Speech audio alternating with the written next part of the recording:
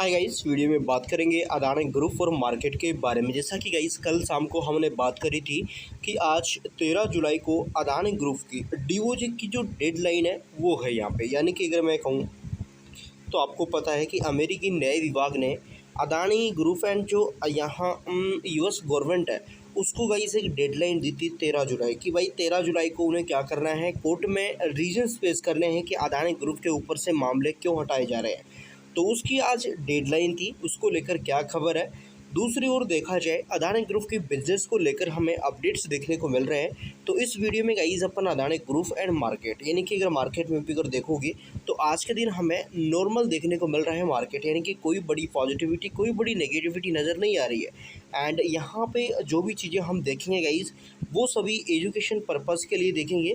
So please अगर आप कोई भी डिसीजन लेते हैं गाइस तो अपनी रिसर्च ज़रूर करिए, उसके बाद आप अपना जो डिसीजन है वो लीजिएगा, क्योंकि शेयर बाज़ार में इन्वेस्टमेंट जोखिम से भरा हुआ है। तो सबसे पहले गाइस अगर अपन अदानी ग्रुप के बारे में बात करें कि आज के दिन क्या क्या हमें खबरें देखने को मिल रही है, तो सबसे पहला अपडेट है गाइस यूएस कोर्ट्स में रिश्वत मामले को लेकर कि देखिए आज उसकी डेडलाइन देखने को मिल रही है। डीओजे ने मांगा जवाब। अमेरिकी जिला न्यायाधीश निकोलस यहाँ पे जो ग्राउंड ऑफिस है उन्होंने अमेरिकी न्याय विभाग डीओजे को आज 13 जुलाई 2026 तक का समय दिया था। विभाग को आज लिखित में ठोस कारण बताने हैं कि उन्होंने गौतम अदानी के खिलाफ 250 मिलियन डॉलर का आपराधिक रिश्वतखोरी जो मामला है वो बंद क्यों किया एंड उसके बंद करने के पीछे रीजंस क्या है। कोर्ट के अनुसार जब तक आज ये तथ्य सामने नहीं आते हैं तब तक केस आधिकारिक रूप से बंद नहीं माना जाएगा। तो कोर्ट बोल रहा है भाई कि जब तक तुम ये रीज़न नहीं दोगे तब तक ये केस बंद नहीं करेंगे। तो गवर्नमेंट से रीज़न मांगा है, गवर्नमेंट की आज 13 जुलाई डेडलाइन थी। देखिए अदानी इंटरप्राइजेस ने लगभग 1.5 बिलियन डॉलर जुटाया है। देखिए क्यूआईबी को मंजूरी। अदानी इंटरप्राइजेस लिमिटेड ने आज सफलतापूर्वक लगभग 1.5 बिलियन डॉलर यानी कि 12,500 करोड़ रुपए का क्वालिफाइड इंस्टीट्यूट यानी कि क्यूआईबी प्लेसमेंट पूरा कर लिया है। एसबीआई म्यूचुअल फंड सबसे बड़ा निवेशक रहा इसमें। तो देखिए इस फंड रेस को घरेलू और विदेशी संस्थागत इन्वेस्टर्स का भारी समर्थन मिला, जिसमें एसबीआई म्यूचुअल फंड्स का बड़े इन्वेस्टर्स के रूप में यहाँ पे उभरा, ऐसा बताया जा रहा है डेटा के अकॉर्डिंग। इसके बाद है मुंबई एयरपोर्ट निकोटीन विवाद में सरकार का बड़ा रुख। तो देखिए अदानी की याचिका खारिज करने की मांग, यानी कि सरकार ने आज मुंबई कोर्ट में अदानी समूह की उस याचिका को खारिज करने की मांग की है जो एयरपोर्ट के ड्यूटी फ्री दुकानों पर अवैध निकोटीन पाउच बेचने से जुड़ी थी यहाँ पे। इसके बाद सरकार की दलील यानी कि सरकार ने अदानी के इस तर्क को पूरी तरह खारिज कर दिया है कि कस्टम बॉन्डेड वेयर हाउस में रखे सामान पर भारतीय कानून लागू नहीं होते। सरकार ने साफ कहा है कि एयरपोर्ट भारत की धरती पर है और बिना मजूरी के निकोटीन बेचना स्वास्थ्य के लिए हानिकारक है यहाँ पे। तो ये एक और अपडेट हमें नज़र आई। इसके बाद देखिए शेयर बाजार और पोर्ट्स का प्रदर्शन। तो आज के दिन देखा जाए देखिए अदानी पोर्ट ने यहाँ पे पहली तिमाही में कंटेनर और कार्गो वॉल्यूम में शानदार बढ़ोतरी दर्ज की, जिससे पश्चिमी एशिया यानी कि मिडिल ईस्ट के भू राजनीतिक तनाव के कारण मतलब यहाँ पे हमें मजबूती देखने को मिल रही है। तो ये अदानी पोर्ट को लेकर था। इसके बाद देखिए एक और बड़ी अपडेट है 13 जुलाई को स्मार्ट मीटरिंग में यहाँ पे जो अदानी इंटरप्राइजेस को लेकर देखिए स्मार्ट मीटरिंग सेक्टर में एक और बड़ा अधिग्रहण की तैयारी। तो जो यहाँ पे Polaris smart metering Adani group देश के पावर इंफ्रास्ट्रक्चर सेक्टर में अपनी पकड़ को मजबूत करने की बड़ी तैयारी कर रहा है। देखिए यहाँ पे देखा जाए तो अपनी पकड़ करने के लिए ये जो कंपनी है यहाँ पे पोलारिस स्मार्ट मीटरिंग, इसका अधिग्रहण करने की अंतिम प्रक्रिया में है। यहाँ पे ये सौदा तकरीबन 1500 करोड़ रुपये का बताया जा रहा है। इससे पहले ग्रुप लगभग 3050 करोड़ रुपये में जो यहाँ पे इंटेल स्मार्ट मीटर का भी अधिग्रहण यहाँ पे कर चुका है। इसके बाद देखिए डिफेंस सेक्टर में बड़ा कदम।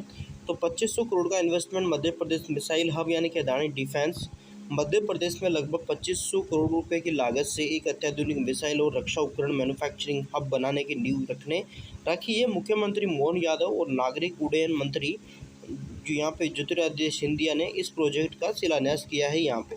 इसके बाद ओडिशा में गाइस लगभग 11.5 बिलियन का एल्यूमिनियम प्रोजेक्ट। तो आईएससी के साथ साझेदारी अदानी ग्रुप संयुक्त अरब अमीरात यानी कि यूए की कंपनी मतलब यहाँ पे इंटरनेशनल होल्डिंग कंपनी IHC के साथ मिलकर ओडिशा में $11.5 बिलियन यानी कि 96,000 करोड़ रुपए का विशाल एल्यूमीनियम रिफाइनरी कॉम्प्लेक्स स्थापित करने की योजना पर काम कर रहा है।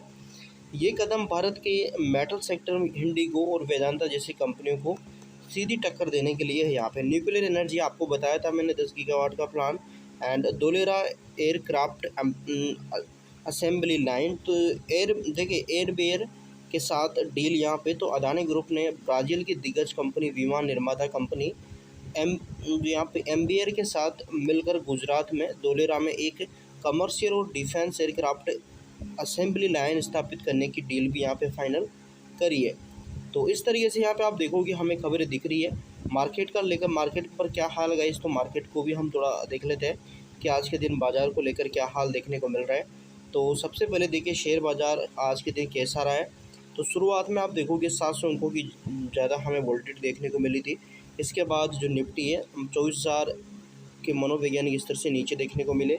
एंड शाम की रिकवरी तो देखिए आईटी कंपनी जैसे TCS, इन्फोसिस आई, इनमें थोड़ी बहुत रिकवरी आई, तो इसकी वजह से थोड़ी बहुत रिकवरी देखने को मिली। दूसरा रीजन है अमेरिका और ईरान के बीच बड़ा तनाव। तो मध्य पूर्व में तनाव एक बार फिर से चरम पर पहुंच गया है। सप्तांत में अमेरिका और ईरान के बलों के बीच मिसाइल और ड्रोन हमले हुए हैं। ईरान द्वारा दुनिया के सबसे महत्वपूर्ण तेल आपूर्ति मार्ग स्ट्रेट ऑफ हॉर्मुज को बंद करने की चेतावनी दी गई है, जिससे वैश्विक बाजारों में फिर से डर का माहौल बन गया है। कच्चे तेल की कीमतों में 3% ज़्यादा का उछाल आया है। इस तनाव के कारण अंतर्राष्ट्रीय बाजारों में क्रूड ऑयल 78 से 79 प्रति बैरल डॉलर पर आ गया है। एंड भारत भारत अपनी ज़रूरतों का 85% ज़्यादा तेल बाहर से मतलब मंगवाता है, तो भारत पर इसका असर पड़ता हुआ नज़र आ सकता है। भारतीय रुपये रिकॉर्ड स्तर से नीचे है, तो डॉलर के मुकाबले भारतीय रुपये आज 37 से 38 पैसे कमज़ोर होकर 95 से 70 पैसे के स्तर पर खुला, जो कि इसका एक महीने का सबसे निचला स्तर बताया जा रहा है। तो इस तरीके से आप देखो कि कॉर्पोरेट अन्य बिजनेस जगत, तो आईटी सेक्टर देश के सबसे बड़ी आईटी TCS, इन्फोसिस शेयरों में आज अच्छा खासा डेटा दिखा। JBM ऑटो कंपनी में भी आज अच्छा खासा दिखा, जो कि 500 इलेक्ट्रिक लग्जरी बसेस सप्लाई करने का समझौता किया। एंड इस तरीके से गाइस बाजार को लेकर हमें अपडेट देखने को मिले। बाकी गाइस अगर आगे कुछ अपडेट आते हैं मैं आपको अपडेट करने की कोशिश करूंगा। सो प्लीज़ अगर आप चैनल पे नए हैं सब्सक्राइब कर सकते हैं, बेल आइकन को प्रेस कर सकते हैं। वेरी इंपॉर्टेंट कि अपनी रिसर्च जरूर करें, शेयर बाजार में इन्वेस्टमेंट जोखिम से भरा हुआ। So thank you for watching guys.